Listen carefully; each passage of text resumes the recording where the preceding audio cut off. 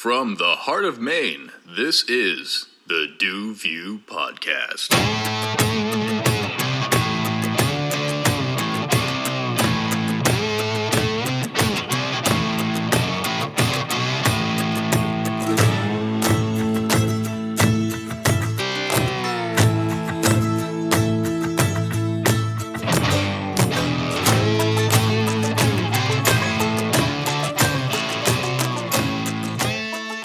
All right, and welcome to this week's episode of the DuView Podcast. I'm your host, Du, a.k.a. Ryan Dumont, and this week it's a solo episode, folks. Just me here in the studio, but unlike the other solo episodes where we're talking about Ukraine or my top summer list, I'm going to do something a little different today, and I guess kind of spin a tale in a lot of ways, a true tale, a very historical tale, and a very relevant tale to a lot of folks that listen to the podcast and folks that don't listen to the podcast that happen to inhabit rather this area. And today's episode is going to be a feature on the city of Augusta, my hometown, or my town I currently live in anyway. As I mentioned at the beginning of the podcast, I am not an Augusta original. I was born in Skowhegan, lived there until I was about 5, and then made the move down to the Augusta area, in which I've spent the rest of my young life, middle school, grade school, high school, and then, the stops in between back home when you're in college. Augusta has always been home for me. And so I wanted this episode to really highlight how Augusta came to be, who were the major players in town, what families came here, who did what, who settled who started what businesses, all the important stuff that really reflects why and where Augusta is today, and perhaps maybe give some answers to some questions about the city, and to just really give insight into folks that are not familiar with the Augusta area. That just doesn't go for, folks outside of Maine. This goes for folks in Maine, too. You can live in a state your entire life and not spend any time in even the capital of the state. You talk to folks that live up in, Aroostook County, they probably get to Augusta few and far between. It's a 5-hour trip, depending on where you live, 4-hour trip. So that being said, I just wanted to really highlight Augusta, talk about Augusta. I talk about Augusta, as you guys know, a lot on this podcast. As I said, it's a huge part of Maine. It's the capital, for Christ's sake. So it's a city that is definitely, I'd say, flown under the radar in previous years. It is now definitely getting more attention as our downtown has taken off, and as things have really improved overall in the city.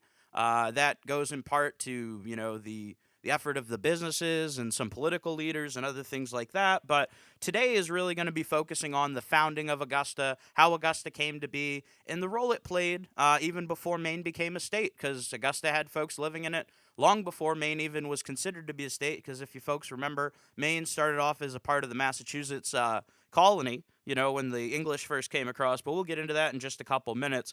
But like I said, I just want to highlight some background information on Augusta, the Augusta area, including the history and events that made, this city what it is today.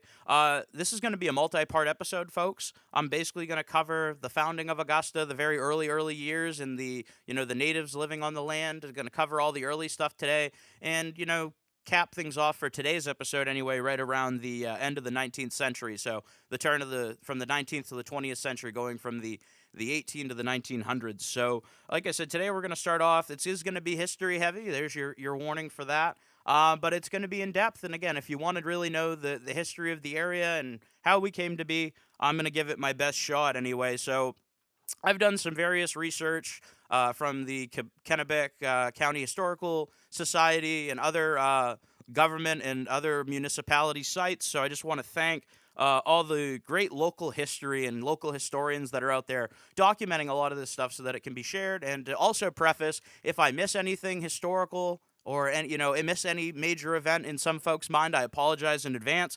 Like I said, it's when you're creating the episodes, it's hard to really, when it gets to the cutting floor, so to speak, what makes it into the episode and what doesn't. So I really try to take what I consider to be the most important and the highlighted pieces of information from the history.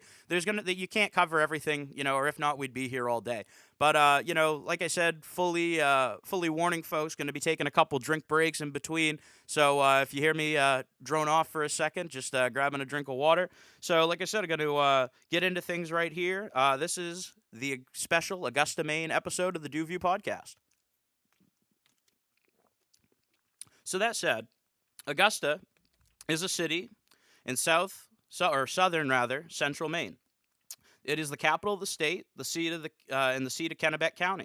It is situated on both sides of the Kennebec River at the head of the navigation, about 35 miles from the Atlantic Ocean and about 60 miles by road from Portland, northeast that is.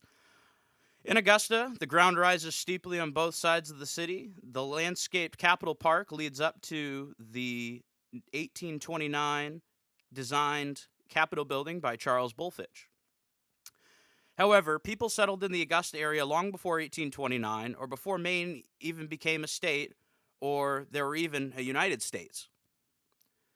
Long before the Europeans came up the Kennebec River to the head of the tide, the Algonquin-speaking Native Americans, considered the Wabanaki, or the people of the dawn, were already very much here.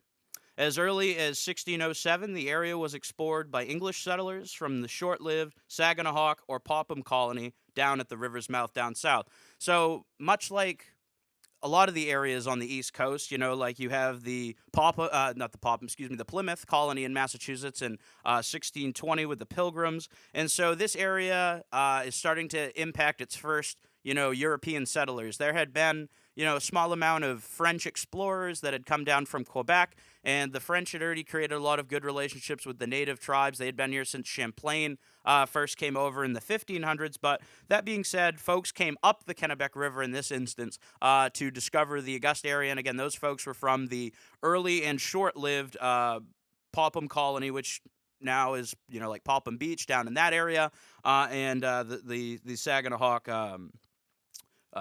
colony as well. And so this area was first inhabited by English settlers, as mentioned. They came from the Plymouth colony later on in 1628, and they set up a trading post on the Kennebec River because this area was rich in natural resources, furs, trapping, a lot of your hunting for beaver, buckskin, and whatever other nature you could acquire there in the old colonial times. Again, because those things fetched a premium, especially when they were, sent back to Europe and turned into either hats or, other various clothing, whatever that might have been. So the settlement, or this area, was known by its Native American name as Cushnock, or the Cushinnecock, or spelt various ways with K's and C's, meaning head of the tide. And just a little, modern day connection, we have Cushnock Brewers, which, is, I think, a little ode to that in Augusta, the brewery and pizza joint in downtown, and also with the annex outside of town. But anyway, the Cushnock name is still around today. And as I mentioned, fur trading was the first profitable venture. But then this started to taper off because of various native uprisings that would come. Obviously, as we know, looking at history, when European settlers came to an area, usually it came at the expense of pissing off the natives who were already there, either through bad land deals, trading, documents for this or whatever, or just outright, kicking people off the land and taking the land. It's still, and again, another modern day connection. We're still having debates over tribal sovereignty and such in the Maine state legislature. They're still talking about legislation in relation to that, so that hasn't gone away, so that's still pretty relevant today. But as I said, fur trading was the really first money maker for this area.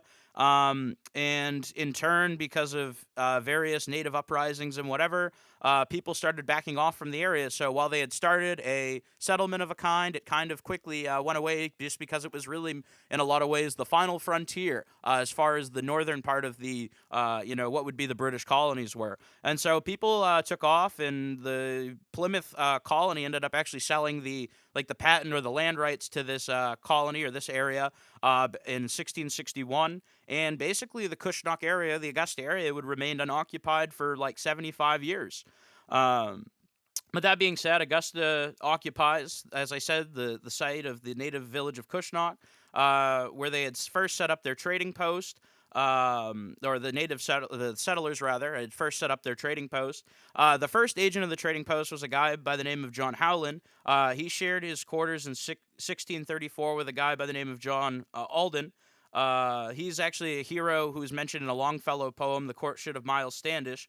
John Winslow, another famous colonial family, was in charge of the trading post from 1647 to 1653. So again, there was a lot of profitable and a lot of economic happenings for this early part of the colony. But again, unrest with the natives and dangers of traveling product and whatever became too great, as I said, and eventually things would even get hostile. So there was a Abenaki settlement, a native settlement, up in the area, up the Kennebec rather, in the what is now the town of Norridgewock. That's very much a heavy native area, or was a heavy native settlement at the time.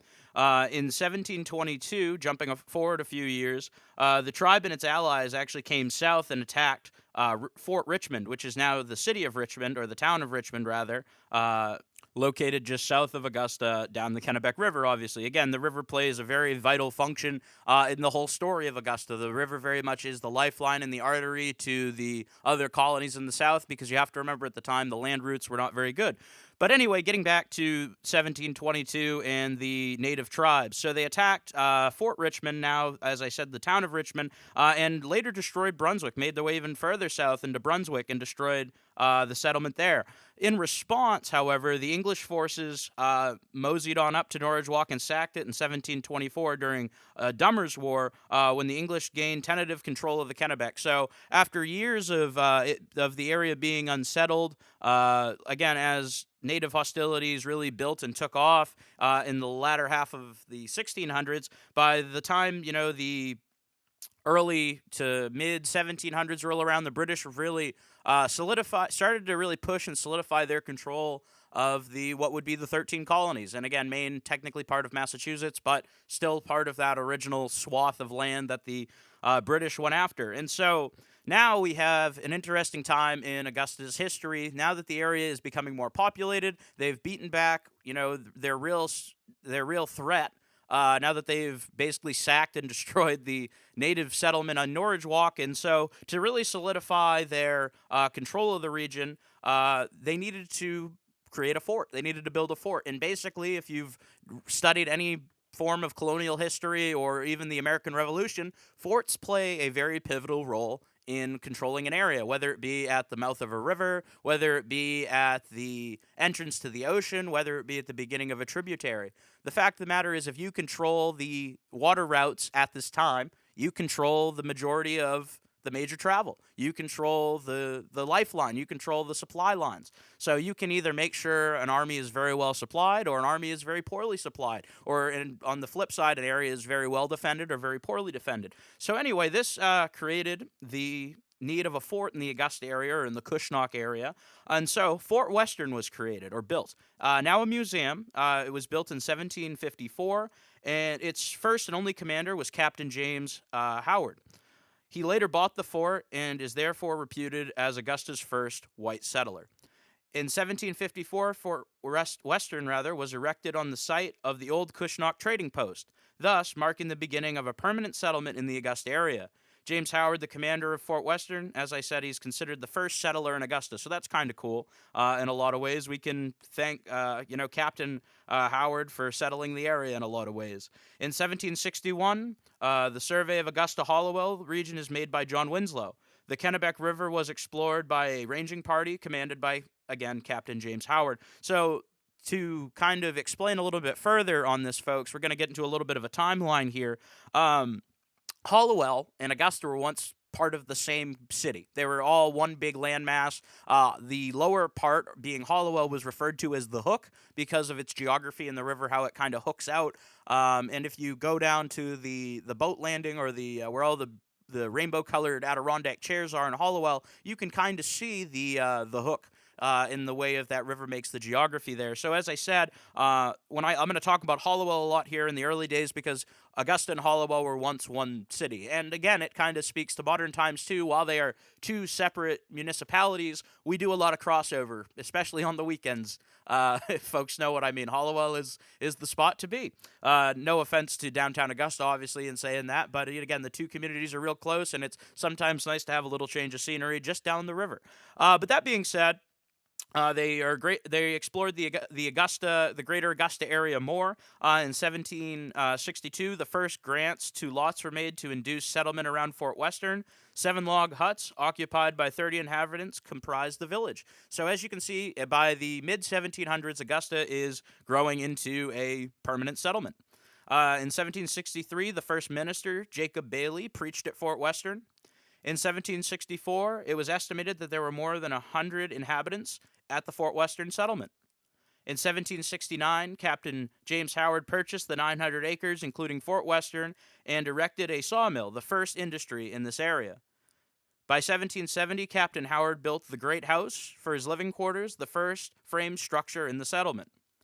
And by the time the American Revolution rolled around, Fort Western was created, back uh, and I'll get into this a little bit deeper, was created really out of a necessity for security in the region. Like I said, you wouldn't have had the permanent settlement without the fort. And so prior to the American Revolution, the fort really served a major security purpose for the inhabitants of the area during the French and Indian War, or the 7 Years' War, as it is also known.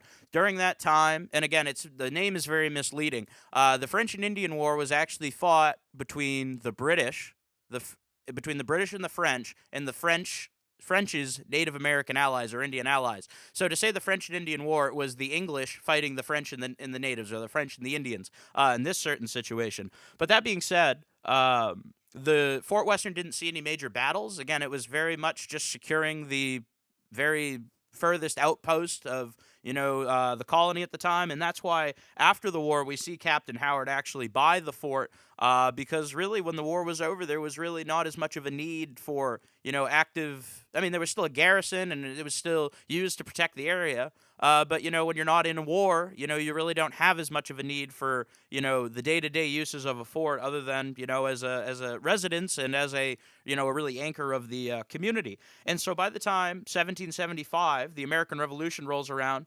Benedict Arnold, the famous American traitor turncoat of the American Revolution, and he actually was sent with an army of 11,000 men, and they were retained at Fort Western for 9 days during their ill-fated expedition to Quebec City. What a lot of folks don't know about the American Revolution is that, and again, it probably would be in the history books if the operation went better or was more successful. George Washington tasked Benedict Arnold with taking Quebec City. We were actually, the American Army, or the Continental Army at the time, actually had plans drawn up to go and invade Canada. Quebec City was a major British stronghold up in Quebec, and there were after the French and Indian War, a lot of French settlers were left up there after the French surrendered the territory to the British. So you had a lot of ill will towards the British controllers and whatever else. As you can see, Quebec's kind of independent and kind of likes to do its own thing anyway in the modern age. But that being said, Benedict Arnold was sent with a detachment. He came up the Kennebec River, went through Randolph Gardner, stayed at the Colborne House, which can get its whole episode. It's a colonial homestead down off of the heading down towards Dresden and heading down towards the coast there from Randolph.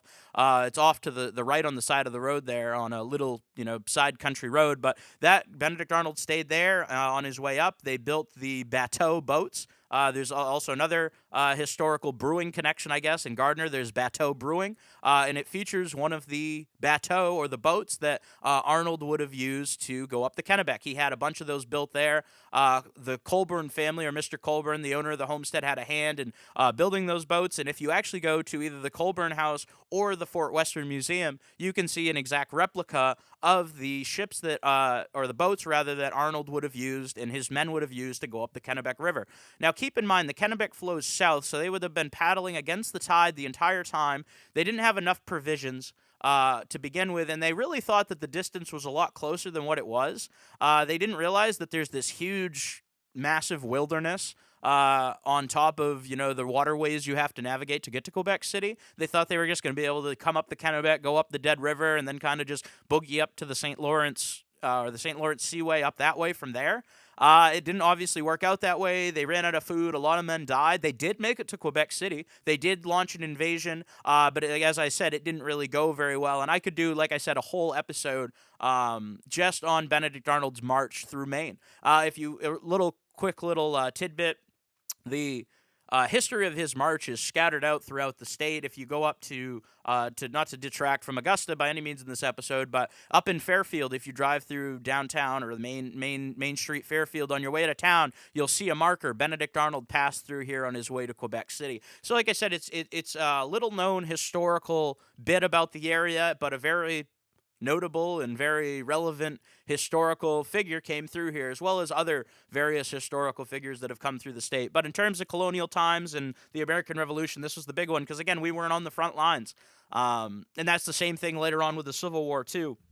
We are not directly on the front lines of things, so it's not exact. You don't really have a lot of battles and a lot of like that type of stuff to really draw people's attention. Because let's be real, when it comes to a lot of big historical moments, people are fascinated. How many people died here? Is it haunted? Like that type of stuff. Like I think Gettysburg. Like that's kind of like the ultimate historical trip for a lot of people. Not a wooden fort. But again, Fort Western is the oldest wooden fort still standing in America. It's a great historical location, and it really shows the life and times of Mainers, or specifically the Augusta folks and their history. I mean, that is our anchor point. That's the whole reason why there's even a settlement here in the first place. So we really need to appreciate that. But that said, big changes would come to Augusta after the American Revolution. Now that America declared its independence, and not only declared its independence, but won, Massachusetts, with Maine as an extension, is now a state. It is no longer Maine is not technically a state yet, statehood under Massachusetts, but it's a bigger part of the Massachusetts state. And again, the folks of Maine wanted to really start to decide their own future and fate, and the same can be said for the settlers of Augusta. So the village known as the Fort, which was the village that popped up around Fort Western, was upriver part of the town, incorporated as Hollowell in 1771. In February 1796, the Fort residents petitioned the Massachusetts legislature for permission to build the first Kennebec Bridge, although the Hook, as the lower Hollowell village was called, wanted the bridge to be on its shore. The fort request was granted. The following February, in 1797, the legislature approved separation of the fort from Hollowell. Incorporated first as Harrington, the new town changed its name to Augusta on June 9th, 1797. So that is our founding. That is Augusta's founding, June 9th, 1797. Augusta officially split from Hollowell and became its own incorporation. Again, the village that was in and around the fort, as it was called, broke off and became Augusta. The Hook, or the lower village, as it was called, was Hollowell.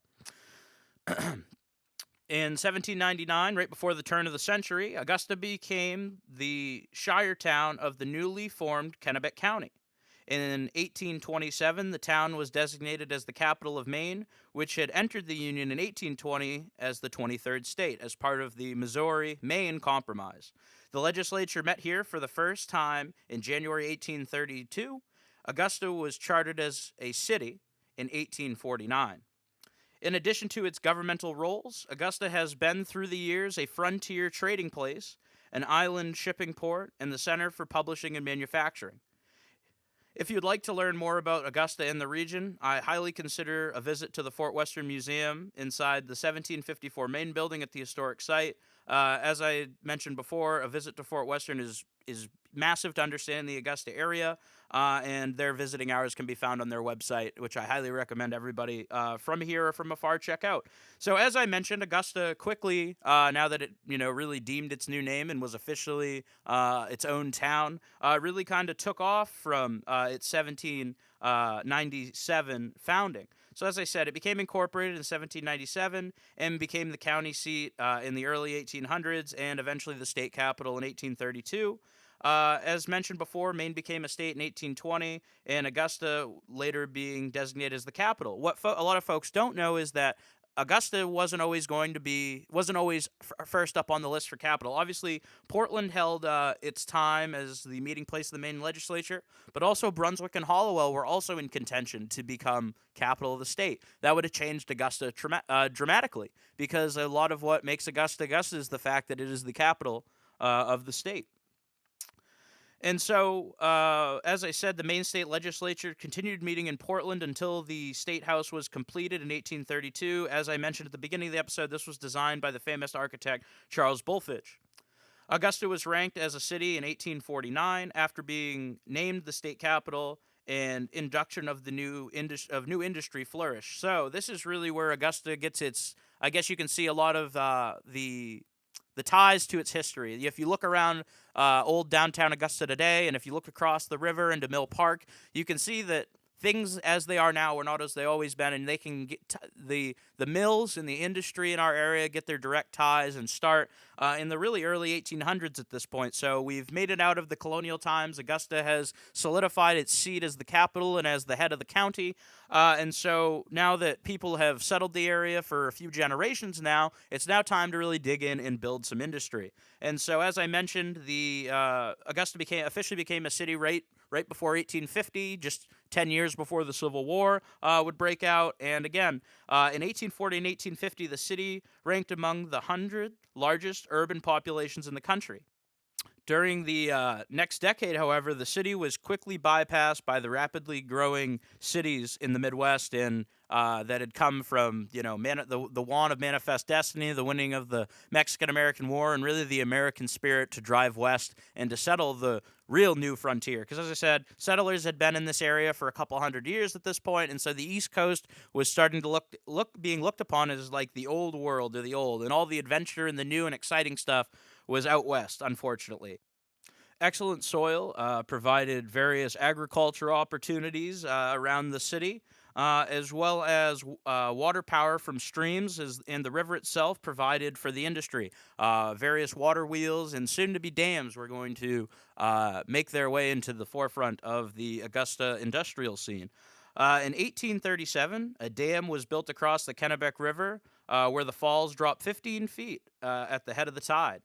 By 1838, 10 sawmills were constructed. With the arrival of the Kennebec and Portland Railroad in 1851, Augusta became an even more productive mill town. An important thing to note, a couple years prior, in 1845, the founding of St. Mary's Roman Catholic Church. The church was rather erected on State Street in Augusta. This is important because we see this church is built out of an abundance of need for the first wave of Irish immigrants.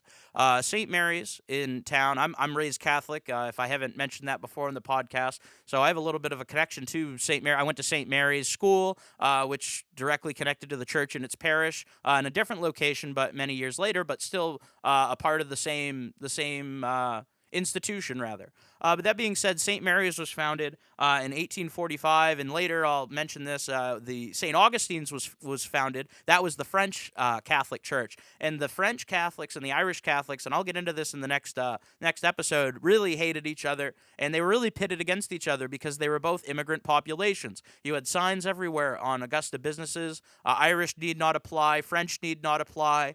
Referring to the French as frogs, and the Italian, not the Italians, the Irish. Basically, you see a lot of hate, and even almost like to the point of almost like culture race wars in a sense at the bottom of Sand Hill, which was the start of the French community, and the bottom or the leave off of the Irish community in town. But I just wanted to note that as well, because since the turn, the change of Augusta from just a colonial frontier or town to city, and eventually becoming a full-on incorporated city, or a modern city of the 1800s anyway, required different things. As I mentioned, you have your various religious institutions, but with establishing a city also comes a military aspect too, or a safety aspect as well, which came out of an abundance of need with Fort Western.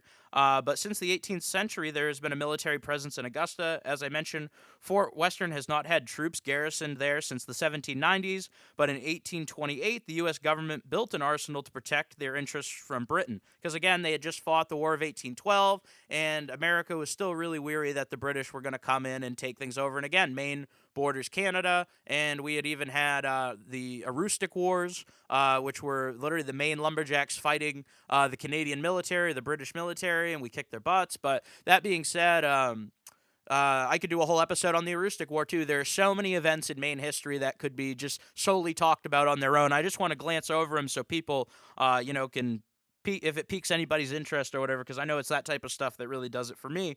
But regardless, during the Civil War, Augusta was a rendezvous point for Union soldiers traveling to the front. Many soldiers camped on the green in front of the Capitol building, which is now Capitol Park.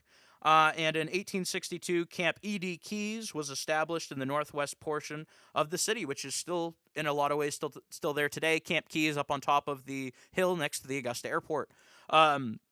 So that being said, Augusta, again, was not on the front lines of the American Civil War. It supplied some of the most battle-hardened troops, in my opinion, with the exception of maybe the 5th New Hampshire, with our neighbors to the south, the 20th Maine, which was not directly made up of folks from this area, but we had, I think, the 10th Maine Artillery or Cavalry were the folks directly from this area, but parade. The 20th Maine would have probably come up here before shipping out. I don't have direct historical record of that. Maybe they went to Portland. I don't know. But the fact of the matter is that it was really used as a parade grounds in a lot of way that down in, Concord, New Hampshire, they had a lot of the military units meet up during the Civil War.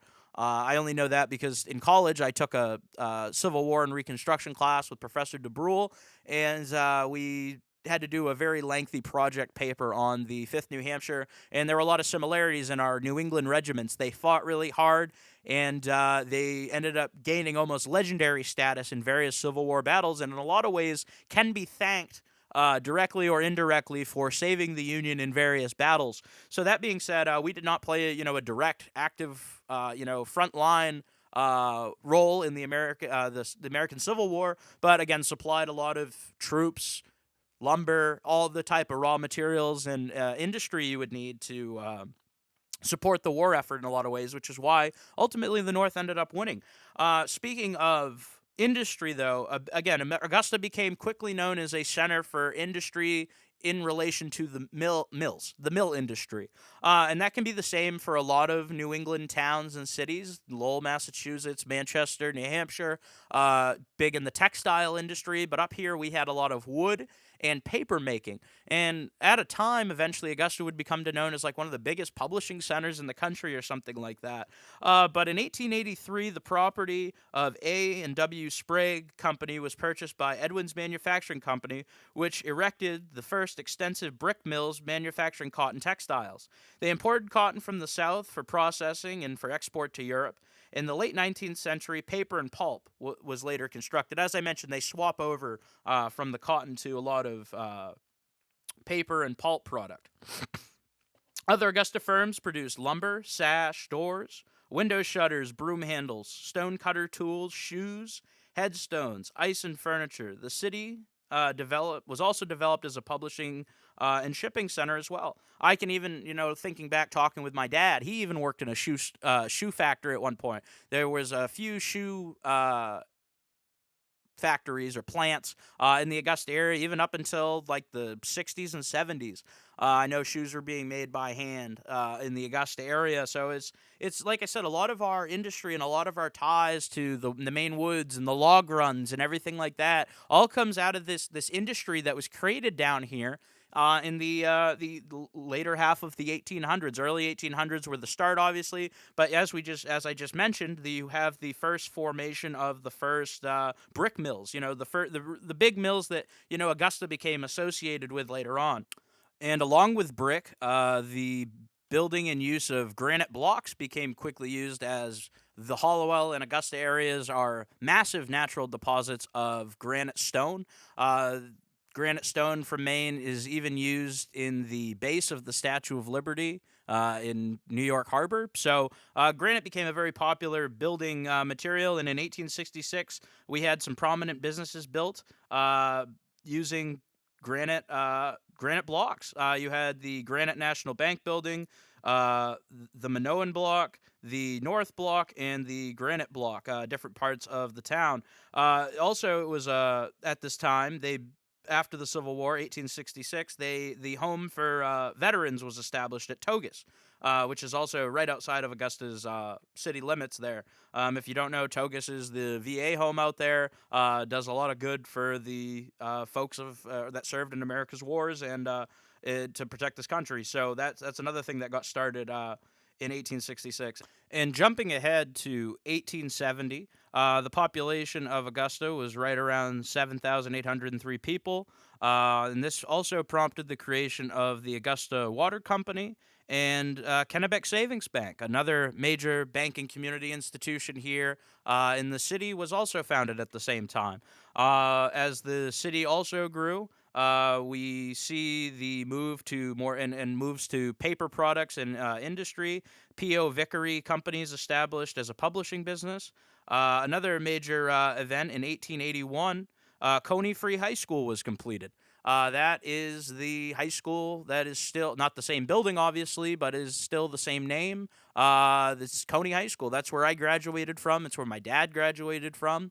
Coney Pride has a long tradition in the community, and like I said, the high school goes even further back. And that said, still maintains its place in the community. Coney High School still going strong, still Coney proud. That said, in 1882, another what's the right word? Another institution of Augusta for education, the Liskow Library and Reading Room, opened on Water Street a year later. In 1883, as I mentioned, Edwards Manufacturing Company purchased the properties of A.W. Sprague and Company. This is moving from the older mills and dams to the more modern, industrial heart of the Industrial Revolution in post-Civil War America, where you really see the massive amounts of workers coming from all over to work in the mills. And this is when you have a large influx of French residents to the city. While there have always been French folks in this area, a lot of them came from Aroostook County and from Canada when the mills started opening up in force. And so this 1883 move from the A.W. Sprague Company to the Edwards Manufacturing Company is a huge change in not only the industry of the city, but also its cultural makeup. Again, this is when you have later on the major, as I said, the massive influx of French influence to the city, and we'll talk about that a little bit later. Let's see here. Another Maine native, Augusta native, James G. Blaine, who had a very famous political career or infamous political career, depending on who you ask. The Blaine House is named after him, and that is the governor's mansion located right next to the Capitol building. It was originally his property. But that being said, he was defeated in 1884 after an unsuccessful presidential run. Publishers began using wood pulp for various paper companies in 1884 as well, which also really helped skyrocket our industry forward. Later in 1885, a company established to supply the city with water from the Kennebec. So again, we're moving more towards the things you need to really run a civilization and a community. In 1887, the Augusta Board of Trade is organized. In 1888, Comfort is published by the Gannett and Morse concern. Becomes the largest circulating magazine in the world, published right here in Augusta, Maine. And as well, in 1888, St. Augustine's Church was erected on Washington Street. Again, this is the equivalent to St. Mary's being the Irish Catholic Church. St. Augustine's was the French Catholic Church. Recently celebrated a couple hundred years of being established. Still a large French presence there. You can feel it, even though Sand Hill, the area which used to be inhabited by the French-speaking folks, has changed a lot, as I've mentioned in previous episodes, and will mention again in episodes to come. So that being said, 1888, St. Augustine's Church was established. Now into 1890, the Augusta population is ever growing. We have about 10,527 residents. Three-story wing was added to the rear of the State House. New Augusta Post Office was opened. And the Augusta, Hollowell, and Gardner electric car service was inaugurated.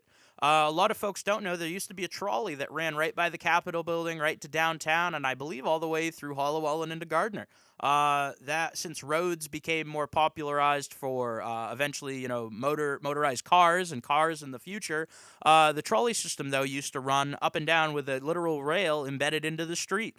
From talking with folks who lived during that time, when they retarred that over, it created a lot of problems. The road used to try and separate a lot, but that was a cool, unique thing that's no longer around. I know now that we have like the Fort Western trolleys, which come out during parades in the summertime, which ferry people around, but those are not like, trolleys with a track that it runs. It's a motorized, bigger version of almost like a, bus type thing. But that being said, the cities of the Kennebec River, the major cities of the Kennebec River, were beginning to be connected into this greater Kennebec Valley community that we know as today. On May, a new iron bridge was put across the Kennebec and was completed. In 1891, Augusta General Hospital was erected. In 1894, the cornerstone of the Masonic Temple and Liskow Library was laid.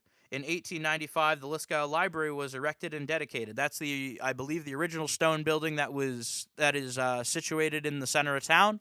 Like I said, libraries are a huge part of creating civilization. They're a huge part of recording culture and also educating society. So the fact that Augusta, had the reading room and then eventually the full-blown library is huge at the time for the city.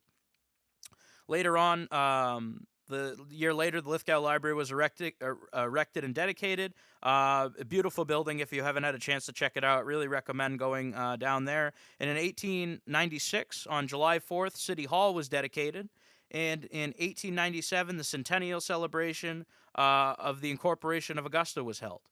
And so that takes us right about to the end. And I know I kind of glanced over a few things there at the end, but the major thing of Augusta in the 1800s is industry and the change of a frontier town to an industry city. We go from being, the little house on the prairie to the big industry. And Augusta would, feature various fires and other things that would change its downtown and change the chemical makeup and the cultural makeup of the city. Things that were once there are not there, but we still are lucky enough to have Fort Western and other various things that remind us of the older days of Augusta. But anyway, as I said, that brings us to the end of the 19th century, and so at this point, Augusta now has regular steamboat and railroad service. The city installed gas lights in 1859, and telephone service became available in 1880, as well as as I mentioned, the local hospital in 1898. So that being said, Augusta is very much on the rise and is ready to take on whatever the 1900s, the 20th century will throw at it. And this is really where is going to take us to our next episode, Part 2, Augusta Part 2. I really want to just really try that again, buddy. I wanted to lay out, like I said, the history of the town in a really, compressed format. Like I said, a lot of these topics can warrant episodes all their own, but I wanted to give people the background, why is Augusta where Augusta is. And again, the industry and the mills are a huge part of that. And I'm not saying that as a negative. I'm just saying that as a matter of fact. The mills dictated where Augusta is today and why Augusta has what it has for industry, or lack thereof, in my opinion, what it has for tourism, and perhaps a lack thereof, in my opinion, because unlike parts of the state that built up resorts and other things in the 1900s, Augusta kind of doubled down on industry. And when the mills left, things got bad. But I'm not going to jump ahead any further there because that'll come in Augusta Part 2. I'm going to start right up at 1900 and work our way forward. I'll highlight a few things that I mentioned in this episode, and we'll work our way right through the 1900s into the 2000s, and then finally today, and I'll give you my synopsis and maybe even give you a top 10 list of my favorite Augusta businesses or eateries or something like that. So stay tuned for that, and I'll be reaching out to some, businesses maybe to feature them in the next episode. But that being said, guys, this is Augusta, Maine, Part 1. Thank you so much for tuning into this episode. I greatly appreciate it, and just wanted to, again, share how important and special of a place Augusta is, give a little bit of context, because it really, and I know everybody says this about their hometown, Augusta truly is a unique place. It truly, truly is, and I'm not just saying that because I need the support of the community. I truly feel that way.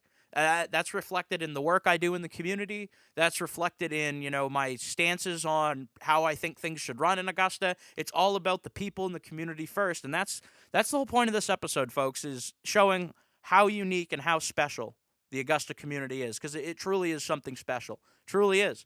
But that being said, guys, thanks for tuning in this week. I apologize if anything was choppy. Did you like this format? Let me know if you like this type of episode. Is it too historical? Is it too factual? Is it not light enough? Let me know. I would appreciate the feedback. I can take criticism. I have thick skin, so it won't hurt my feelings. So like I said, if you like this format, give me a thumbs up. If you hated it, we'll finish out part 2 and we'll never do it again. So that being said, guys, thank you so much for tuning in. Keep up to date with everything we're going to be doing. Keep an eye on all of our social media and all that good stuff. DuView 207 on Instagram and the DuView podcast everywhere else. Guys, like I said, thank you so much for tuning in, and we'll be back soon with the next episode.